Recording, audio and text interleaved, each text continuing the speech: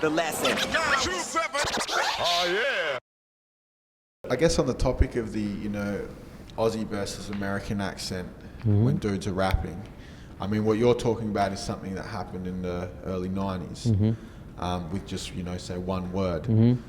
But there was, from memory, like I think maybe early 2000s, there was like a bit of a thing where there was a few acts coming out. Yeah, I do remember. What was it, the Nodfather album? Who was those guys? I can't remember the brothers now.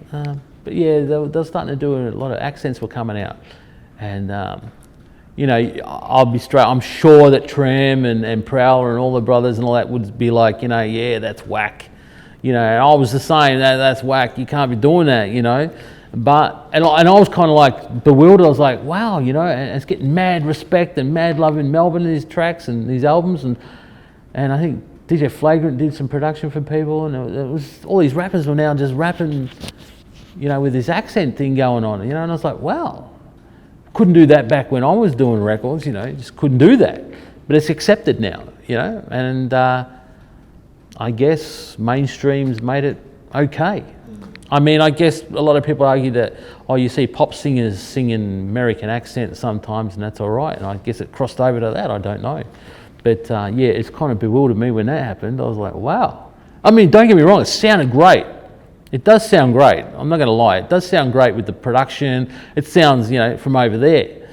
But it doesn't sound like it's from here, And then you're going to get your purists that'll pick up on that. I mean, like I said, the person that picked up on the whole ass thing was Reason. He picked that on me, But that's cool. Do you remember the when Coolism won an ARIA? Vaguely. And Danielson made that speech. Yeah, I don't remember the speech. Yeah, no, I don't remember the speech. It was something to the way it was interpreted was it was taking shots at dudes who rapping it. It's actually on YouTube. Yeah, okay, I'll check it out. Yeah, it's definitely worth it. Yeah, okay, cool.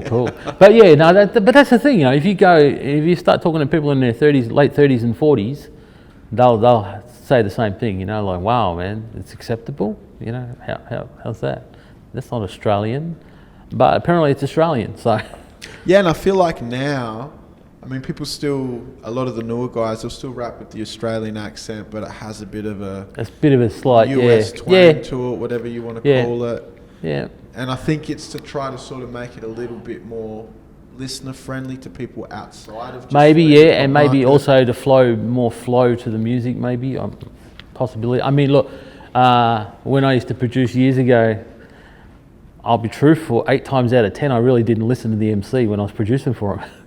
I was focused on the production and make sure that the vocals went with the production, in the studio. I didn't really listen to the vocals until the finished product, and I'd sit back and go, okay, yeah, this is cool.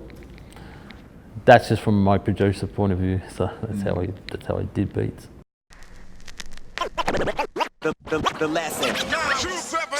Oh yeah.